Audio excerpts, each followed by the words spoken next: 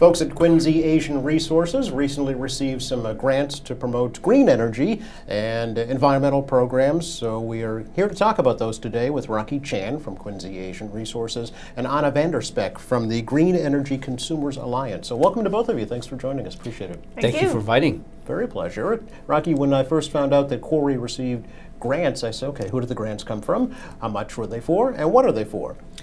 Sure, I will pass it to Anna first. She can give you more background on the grant awarding and who is funding this great project. Okay, over to you, Anna. Thanks.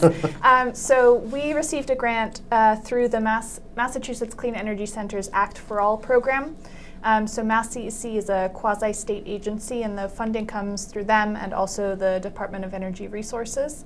And they put out an RFP to support lots of different projects that would bring the benefits of electric transportation to more communities across the Commonwealth. So we applied to do an education and awareness campaign and got funding through that. Okay, why did you select Corey to receive the grants? Because they're great. Okay. The target of, and I should be clear, we chose each other here. This was not a we chose Corey, but the grant was specifically asking for projects that would increase education and awareness for communities that aren't usually the first target for EV advertising. So in the language of the grant, it was to reach specific priority populations that aren't your typical first adopters for new clean energy technology. Okay. So from Green Energy Consumers' perspective, we were looking for an organization that was really grounded in a community and was interested, that was really crucial to us, to talk about clean energy technologies with us. Okay. And we found Corey, and we're very happy we did. And we're just at the beginning now of actually doing our work together, but we're excited to start. How much is the grant for? The grant is for $314,000. Wow, okay. It's for a 2-year education and awareness campaign that has lots of different facets. So we'll do lots of events and have a web presence and lots of other things that we still have to figure out. Yeah, I know there's already a couple of events you had on Earth Day, right? We did. At Quincy High School, yeah. Some EV vehicles and some folks enjoying themselves and learning a little bit at the same time. Yeah, that was a lot of fun. Yeah, it was a lot of fun, and it was great to partner with Green Energy because, again, it's overlooked. The immigrant community is overlooked in regards to electric vehicles, and they're not aware about some of the savings, or they've heard myth or misinformation about buying a electric vehicle, especially since there's a lot of gig drivers, small business owners. I don't know how much are they aware of the benefits of buying an electric vehicle. There's a lot of cost savings there. Why do you think that is, Rocky? Why do you think they're overlooked? One, the greatest one is cost. Okay. And also the brand has been dominated by Tesla. And even though I love Tesla, there are other electric vehicles out there that are... Well, the Prius was way before Tesla. Prius is different, though. Prius is still a hybrid car. Oh, I see what you're saying. Okay. Right? So you're talking totally electric. Totally electric. Okay. Like the Chevy Bolt, the Tesla's Models S, Model 3. I'm looking at the Nissan Ariya, I believe that's how they pronounce it. That's coming out in 2023. Okay. And this is not a plug for any of these cars. Yeah, no, right. Yeah. But especially... I think that's important, though, to distinguish between hybrid and electric, because even I didn't know there was, I just think hybrid is an electric vehicle, but it runs on both gasoline and battery, right? For Prius, the hybrids run on battery and gas. Yeah. It's 50-50. Okay. An electric vehicle would be considered 100% on a battery, or a battery with a backup or a small gas-powered engine. Okay. So I'll jump in here to say that there's traditional hybrids, there's plug-in hybrids, and there's battery electric vehicles. No wonder why people are confused. People are confused. Yeah. We're talking about anything with a plug. So if you can plug in the vehicle to charge up the battery, we're considering that electric. Okay, all right. Are there any truly electric vehicles that don't have any kind of combustion engine whatsoever? There are tons. There are. There's a lot more than people realize, and that's part of the education that we want to do. That obviously, I need some education. Yeah. Okay, well, we can talk through some models. Yeah.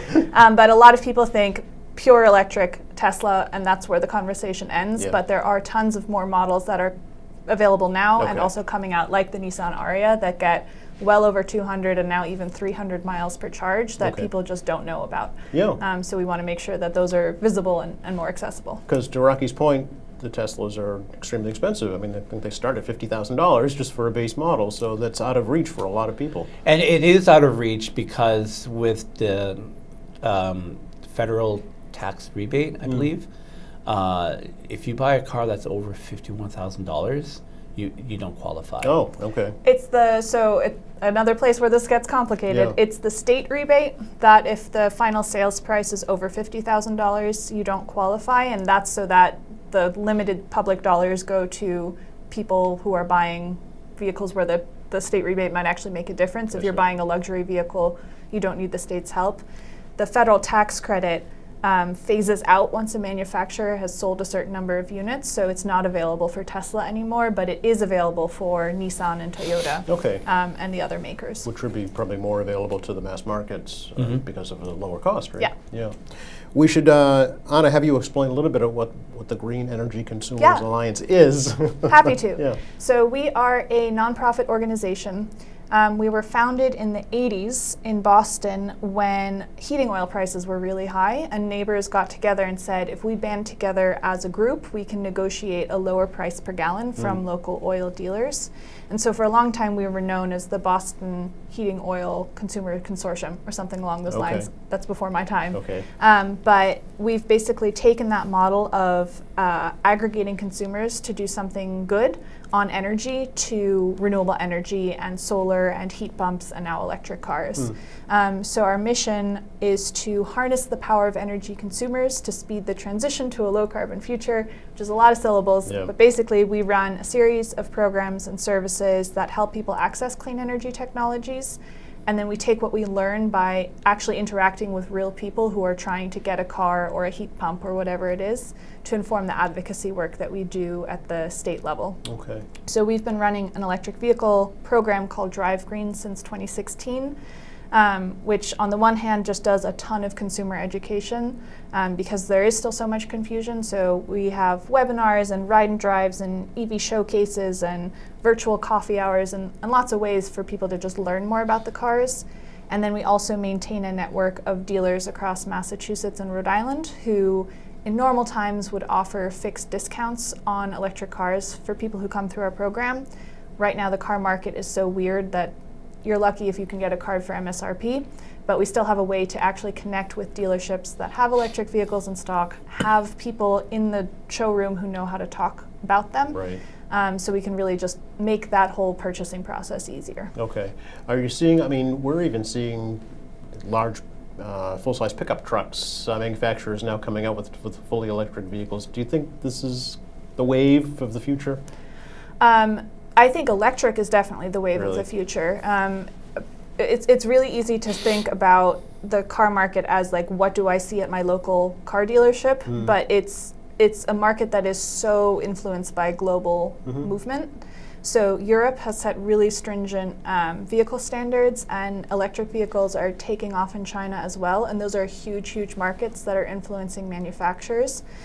So you might have seen in the news recently, manufacturer after manufacturer is setting goals and saying after this year we will only produce battery electric vehicles. Yes, I or- think Volvo has already done that actually. Yeah, right? a lot of them have. Yeah. There's honestly, I can't keep them in my Sure. brain because so many of them have. But Volvo has, GM has, and if you also just look at the amount of investment that car makers are making in building out battery factories in the United States as well, that capital investment is a really clear indication of where they see the market going. Right. Yeah, they wouldn't spend that money if they didn't think Yeah. there was a market for it. So Yeah. it's definitely, it's a pure battery electric vehicle is better for consumers because the fuel costs are lower, the maintenance costs are lower, it accelerates quickly, it's quiet, it's comfortable, it's just a better product.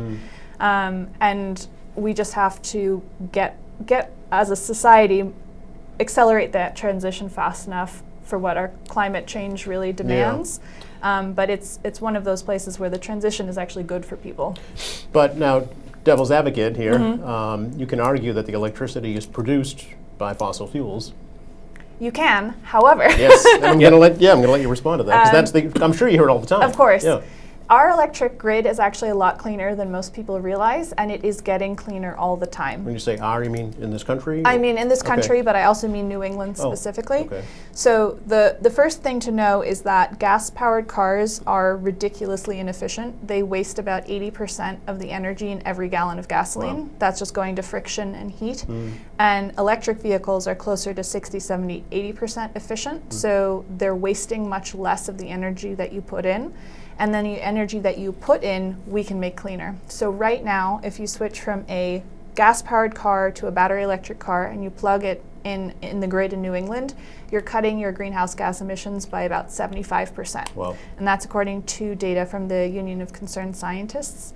And because we have state laws that every year require more renewable energy to be added to our electric grid, Right. those emissions are just going to go down over time. Okay, all right. So it's a process. It's a process, but yeah. it makes a huge difference right now in terms of climate change, but also in terms of the local air pollution, that everybody's been realizing more and more how much that actually impacts people's health with COVID, that all the particulate matter, NOx and SOx emissions that create ground level ozone, all of those come down as we electrify.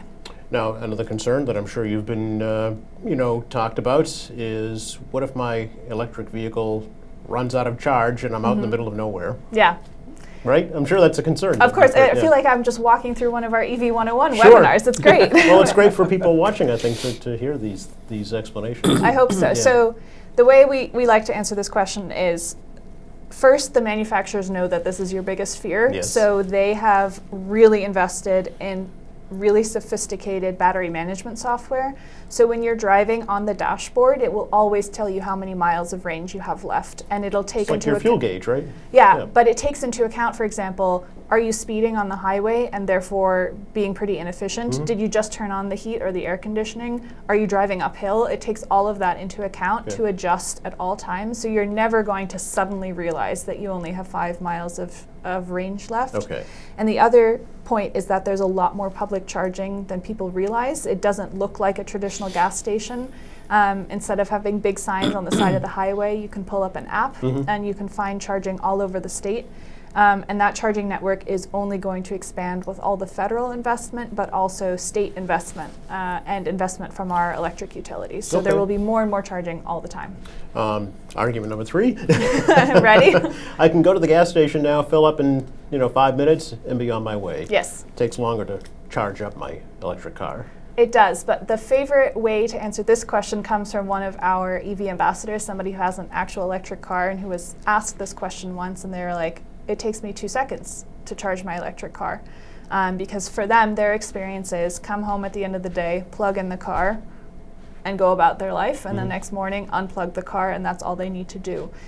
Now, granted, they are able to do that because they can charge at home, and not everybody can. Right. So if you're able to charge at home, it's way more convenient than having to go to the gas station because it just charges while you're doing other things. Yeah. And you don't have to stand next to a smelly gas pump and worry about COVID and on handles and things like that. For folks who live in apartments and condos, it does get a little bit more complicated. There is a lot of help coming. The electric utilities know this is an issue, and so they're building out incentive programs to help build out charging. But there's a lot more public charging that is fast than people realize too. So you can charge at supermarkets and malls and gyms and lots of places where your car might be parked for a couple hours anyway. And then there are the super high powered DC fast charging stations where you can get 80% of the battery in half an hour. So there are ways to do it even if you live in an apartment or condo. Okay. Here in Quincy, I know the new parking garage at Kilroy Square has some electric vehicle charging stations that were as part of that new project, so some public garages probably have as well. I know that Quincy has also been awarded funding to install DC fast charging stations that are those super high-powered ones through a recent round of funding from the state. So I don't know exactly where those will be in Quincy, but those are coming too. Okay. For charging at home can you just plug into a regular wall outlet, or do you need like a special You can system at actually. home? You can. So when you purchase a vehicle, it comes with a cord that you can plug into a normal 120 volt outlet. That'll add about 4 miles of range per hour spent charging. Okay. It's called a trickle charge because it's the slowest type, but it's actually enough for a lot of people. So if you drive like 40 miles a day and you can charge overnight, you can just plug in for 10 hours and replenish what you've used. Otherwise, you can purchase what's called a level 2 charging unit. You just need basically a unit that you can get online or at a home improvement store, Oh. and then you hook it up with the help of an electrician Okay. to a 240 volt outlet. And then that will add somewhere around 20 to 30 miles of range per hour spent charging, so you can just charge faster. Okay. How much do those cost?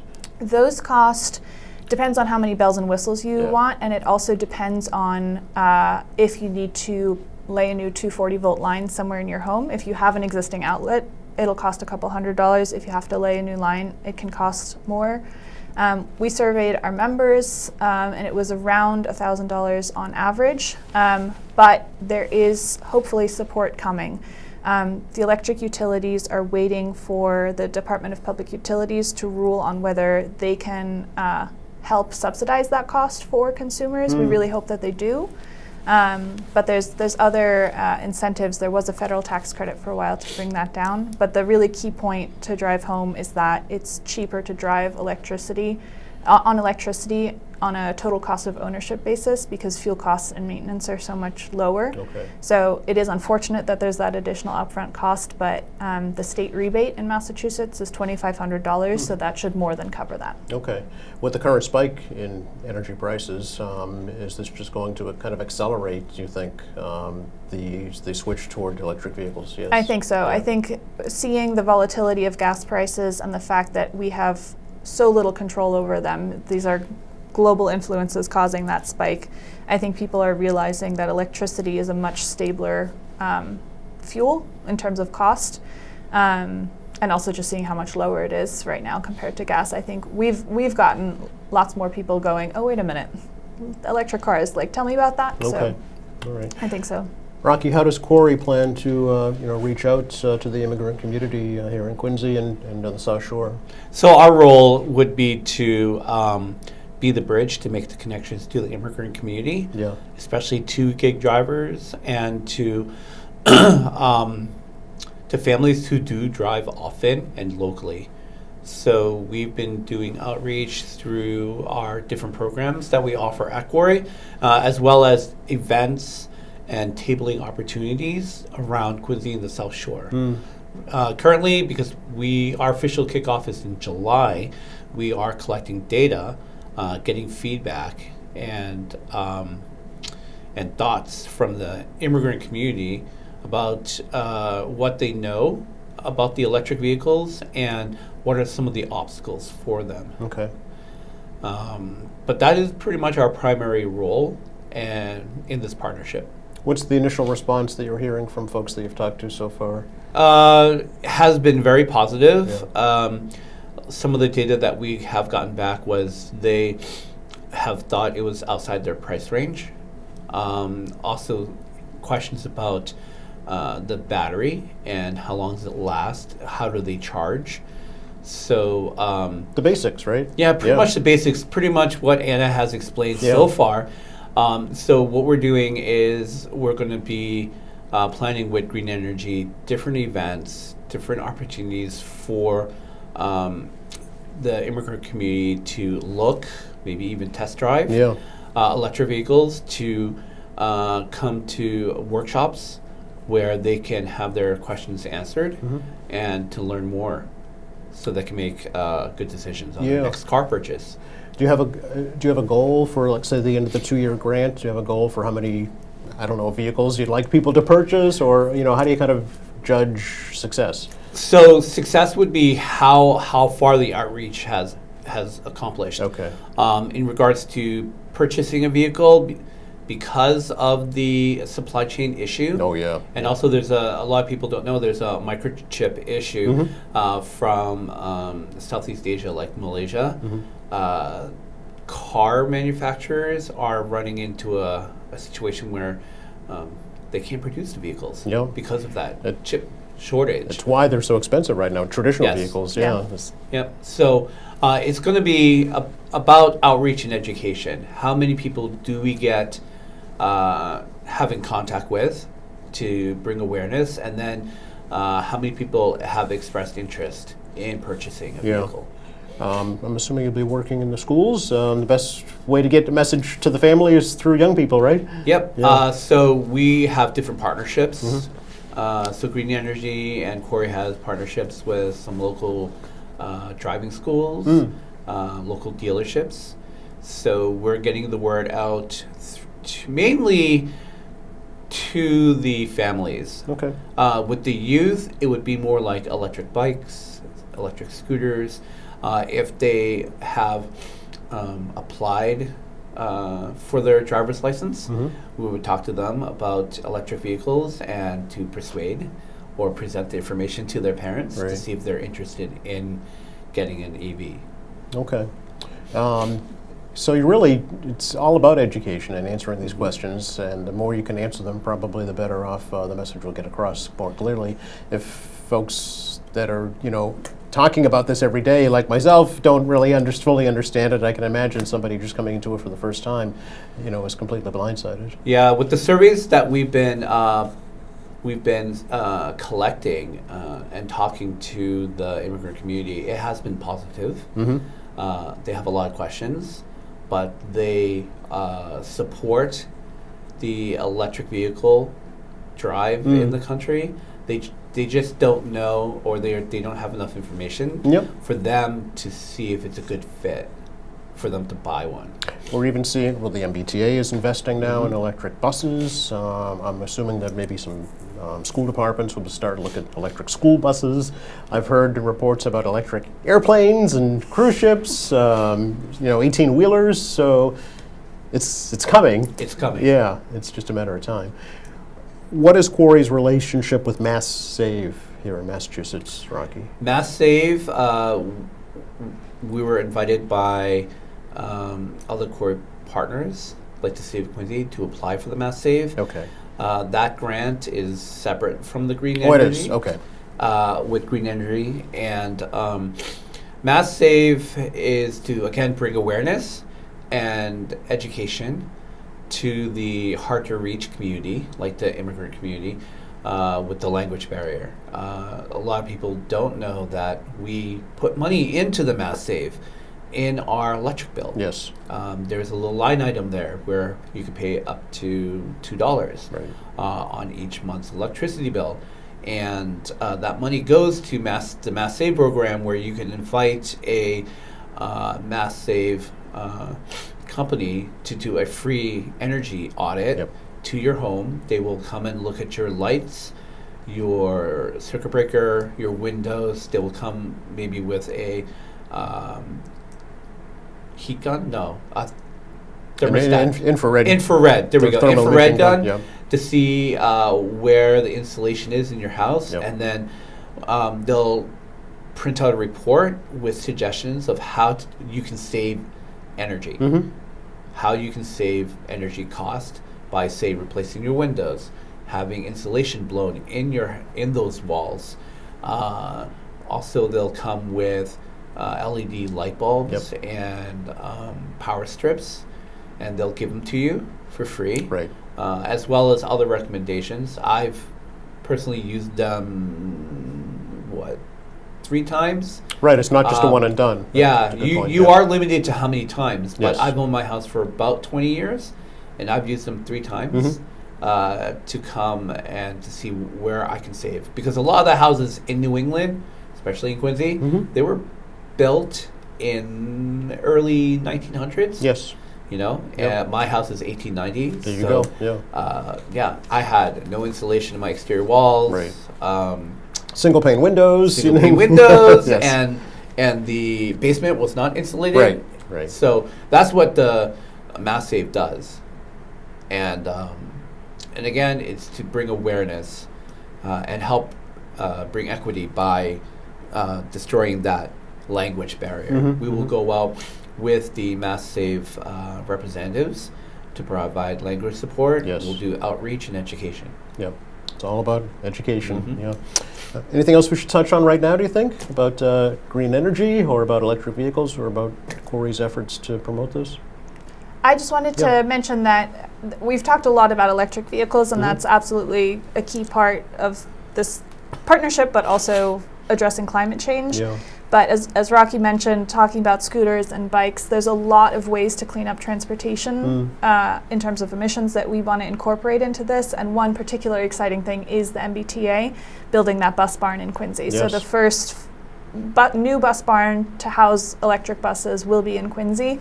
So we're going to try and really incorporate all of this into we have to clean up transportation because of climate change and public health, and there's so many options to do that, whether that's walking, biking, electric scooters, electric cars, electric transit, that all of that is part of the messaging.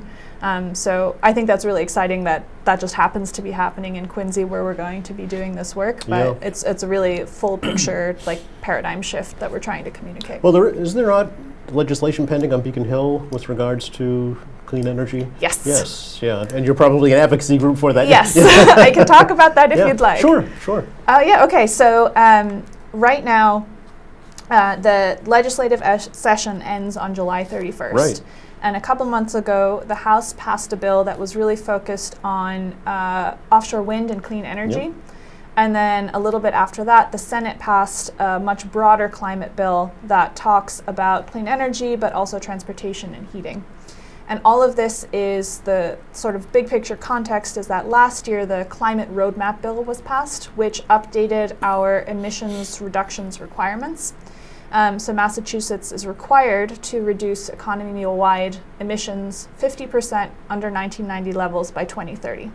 So that's a lot. And it's not a long way off either. It's not a long way off. So this year's effort is really, okay, we set the goal, now how are we going to meet it? Okay. So there is a lot of good stuff in the transportation section of the Senate climate bill. They want to make an EV adoption trust fund, basically to fund more consumer rebates, but also to target those consumer rebates more so that they really reach people who need them to get an electric car. They want to set up a charging fund. So the EV adoption fund, they want to put $100 million in. The charging fund, they want to do $50 million. And they want to set up an interagency council so that the state can really coordinate around the build out of charging. And then there's lots of good stuff in there about electrifying the MBTA, supporting RTAs, studying Regional transit authorities. Yes, just excuse for me, folks again, regional transit authorities. Supporting school districts that want to electrify their school buses, and electrifying commuter rail. Okay. So there's a lot of good stuff in there. There's ways that we think it could be strengthened or tweaked, but right now, basically, the House and the Senate have each nominated 3 legislators to join together in a conference committee, and those 6 people are going to spend the next couple of weeks trying to reconcile the 2 approaches into one bill to rule them all. So this is a really exciting time, but definitely a time that advocates will keep hammering home the key messages about what we need to do to electrify transportation in all modes and also bring down vehicle miles traveled at the same time. Yeah. All right. How do folks learn more about Green Energy Consumers Alliance? Yes, you can go to greenenergyconsumers.org, Okay. and that will link you to the Drive Green program as well as our advocacy work if you're interested in that. Okay. And Rocky, for Quarry, how do folks get in touch with you? You can get in touch with us through www.quarryusa.com, and then through our main line, 617-472-2200. Okay. Great. Will we see you out and about in the city anytime soon? One of these? You will. Yes? Okay. We're thinking about the Flag Day Parade. Yes. The longest parade in America for Flag Day. Yes. We are planning to have a float. Okay. And we're crossing our fingers to see how we can get an electric vehicle in there as well. Okay. Great. We will look for you because we'll have that live right here on QATV. Great to talk to you both. Really appreciate the opportunity. Thank you. You're very welcome. Thank you. Always a pleasure, Rocky. Always. Thank you for watching at home here on AM Quincy. I'm Joe Catalano. Please join us next time.